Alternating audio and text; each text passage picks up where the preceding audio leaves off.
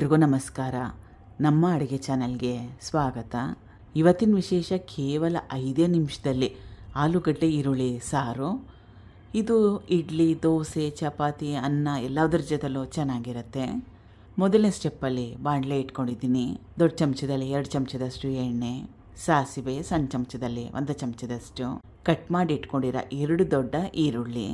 ಸ್ವಲ್ಪ ದಪ್ಪ ಕಟ್ ಮಾಡಿಕೊಂಡ್ರೆ ಒಳ್ಳೆಯದು, ನೋಡಲಿಕ್ಕೆ ಚೆನ್ನಾಗಿರುತ್ತೆ ಈ ರೆಸಿಪಿಯಲ್ಲಿ. ಕರಿಬೇವಿನ ಎಲೆಗಳು.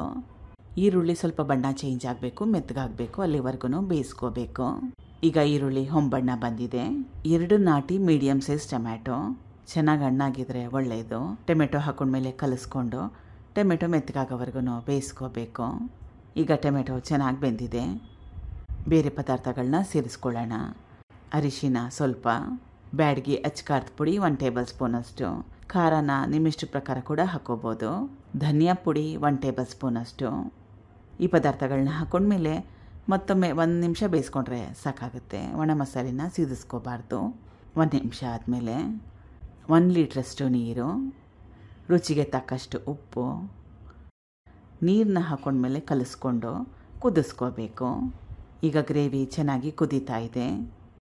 ಬೇಯಿಸಿಟ್ಕೊಂಡಿರೋ ಆಲೂಗಡ್ಡೆ, ಸುಮಾರು 1/2 kg ಆಲೂಗಡ್ಡೆನ ಉಪಯೋಗ ಮಾಡ್ತಾಯಿದ್ದೀನಿ. ಕಡಲೆ ಹಿಟ್ಟು ನೀರಲ್ಲಿ ಕಲಸಿಟ್ಕೊಂಡಿರೋದು, ಸುಮಾರು 2 ಚಮಚದಷ್ಟು ಕಡಲೆ ಹಿಟ್ಟನ್ನ 1 ಕಪ್ಪಷ್ಟು ನೀರಲ್ಲಿ ಮಿಕ್ಸ್ ಮಾಡಿ ಉಪಯೋಗ ಮಾಡ್ತಾಯಿದ್ದೀನಿ. ಇದನ್ನು ಈ ರೀತಿಯಾಗಿ ಕಡಲೆ ಹಿಟ್ಟನ್ನ ಉಪಯೋಗ ಮಾಡ್ಕೊಳ್ಳೋದ್ರಿಂದ ಕನ್ಸಿಸ್ಟೆನ್ಸಿ ಚೆನ್ನಾಗಿ ಬರುತ್ತೆ, ಗ್ರೇವಿ ಗಟ್ಟಿ ಬರುತ್ತೆ. ಕಡಲೆ ಹಿಟ್ಟು ಮನೇಲಿಲ್ಲ ಅಂದರೆ ಹುರ್ಗಡ್ಲೆನ ಪುಡಿ ಮಾಡಿ ಹಿಟ್ಟು ಥರ ಮಾಡಿಕೊಂಡು ಅದನ್ನು ಕೂಡ ಉಪಯೋಗ ಮಾಡ್ಬೋದು. ಈಗ ಚೆನ್ನಾಗಿ ಕಲಿಸ್ಕೊಂಡು ಚೆನ್ನಾಗಿ ಕುದಿಸ್ಕೋಬೇಕು. ಈಗ ರುಚಿಕರವಾಗಿರೋಂಥ ಆಲೂಗಡ್ಡೆ ಈರುಳ್ಳಿ ಸಾರು ರೆಡಿಯಾಗಿದೆ. ತೊಗರಿ ಬೇಳೆನೂ ಉಪಯೋಗ ಮಾಡಿಲ್ಲ, ತೆಂಗಿನಕಾಯಿನ ಕಾಯಿ ಮಸಾಲೆ ಇನ್ನೂ ರುಬ್ಬಾಕಿಲ್ಲ, ಆದರೂ ಕೂಡ ತುಂಬಾ ಟೇಸ್ಟಿಯಾಗಿತ್ತು. ಸಣ್ಣದಾಗಿ ಕಟ್ ಮಾಡಿ ಇಟ್ಕೊಂಡಿರೋ ಕೊತ್ತಂಬರಿ ಸೊಪ್ಪು. ಗ್ಯಾಸ್ ಸ್ಟವ್ನ ಆಫ್ ಮಾಡ್ಕೋಬೋದು. ಟ್ರೈ ಮಾಡಿ ನೋಡಿ. ಆಲೂಗಡ್ಡೆನ ರಾತ್ರಿನೇ ಬೇಯಿಸಿ ಫ್ರಿಡ್ಜಲ್ಲಿ ಇಟ್ಕೊಂಡ್ರೆ ಬೆಳಗ್ಗೆ ಎದ್ರೆ 5 ನಿಮಿಷದಲ್ಲಿ ಮಾಡ್ಕೋಬೋದು. Thank you for watching. ಧನ್ಯವಾದ.